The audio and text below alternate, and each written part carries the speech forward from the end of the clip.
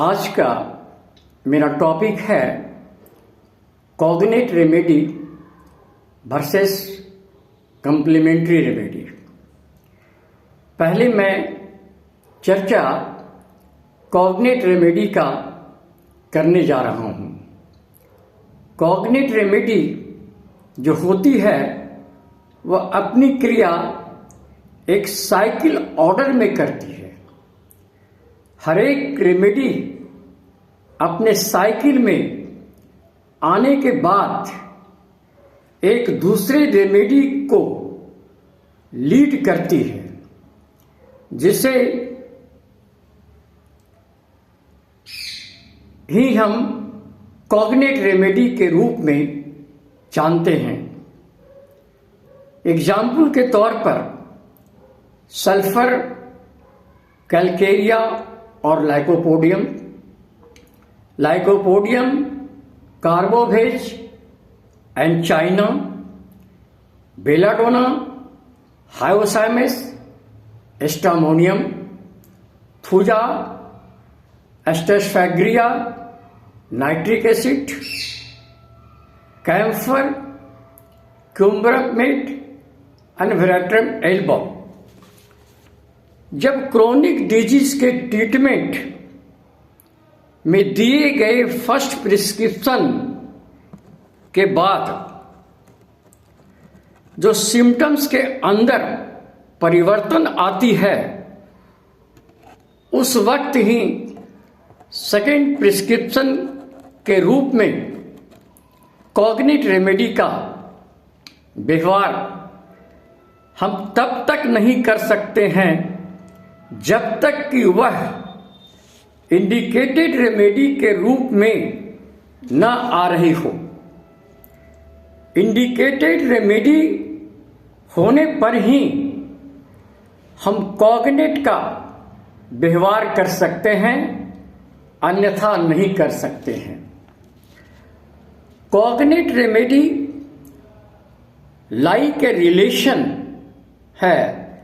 जब कोई रिलेटिव को अपने घर में बुलाते हैं तभी वह अपना सही समझते हैं और तभी उस रिलेटिव का स्वागत भी होता है।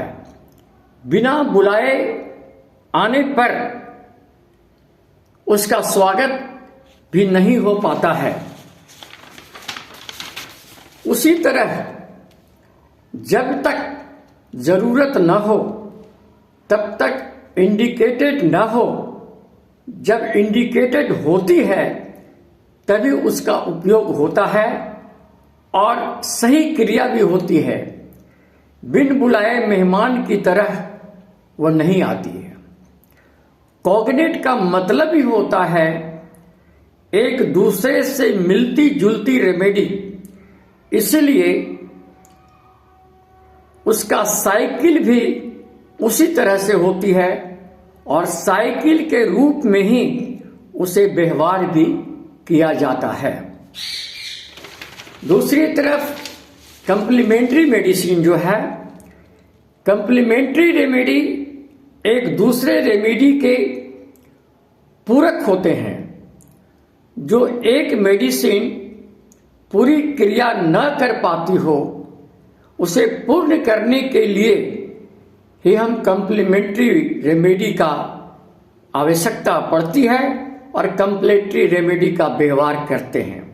एग्जाम्पल के तौर पर एकोनाइट, सल्फर इज कंप्लीमेंट्री, बेलाडोना का कंप्लीमेंट्री कैलकेरिया का, ब्राउनिया का कंप्लीमेंट्री एल्यूमिना, एपिसमेल का कंप्लीमेंट्री नाइट्रम्यूर और नाइट्रम्यूर का कंप्लीमेंट्री सीपिया है। फर्स्ट प्रिस्क्रिप्शन में जो रेमेडी सही दिशा में पड़ी है, उसके कई पोटेंसी का भी व्यवहार होने के बाद भी सिम्टम जो है वह जा नहीं रही है। पेशेंट को सही मेडिसिन होने के बाद भी आंशिक लाभ ही मिल पा रहा हो, तो ऐसी स्थिति में सिम्टम्स के अंदर कोई परिवर्तन नहीं करती है और हम उस जगह दिए गए रेमेडी का कंप्लीमेंट्री व्यवहार करते हैं। कंप्लीमेंट्री रेमेडी को हम एज ए फ्रेंड मानते हैं। किसी को उसे बुलाने की जरूरत नहीं है। एक फ्रेंड ही ऐसा है जो बिन बुलाए ही आपके घर पर आ सकता है। उसे आने के लिए संकोच नहीं करना पड़ता है। इसीलिए दिए गए फर्स्ट प्रिस्क्रिप्शन के आधार पर जो कंप्लीमेंट्री रेमेडी है स्वतंत्र रूप से व्यवहार कर सकते हैं, बिना संकोच का व्यवहार कर सकते हैं। बीइंग ए होम्योपैथ हमें अच्छी तरह से जानकारी होनी चाहिए कि कॉग्निट रेमेडी क्या है और कंप्लीमेंट्री रेमेडी क्या है। तभी हम सही तरीके से और सही व्यवहार भी कर सकते हैं। मेटेरिया मेडिका के सही अध्ययन पर ही आपको जब रिलेशन पढ़ते हैं तब आपको सारी चीजों की जानकारी मिल जाती है। हम होम्योपैथिक रेमेडी का सिम्टम्स तो पढ़ते हैं, मगर उसके बाद जो रिलेशन दिए गए हैं उसका अध्ययन करना जरूरी नहीं समझते हैं।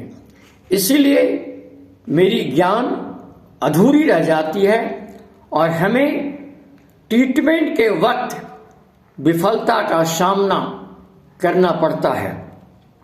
हर एक रेमेडी का रिलेशन अवश्य ही पढ़ें। आप समाज में रहकर सामाजिक रिलेशन निभाते हैं। होम्योपैथ होकर अपने होम्योपैथिक रेमेडी का भी रिलेशन अवश्य निभाएं। धन्यवाद।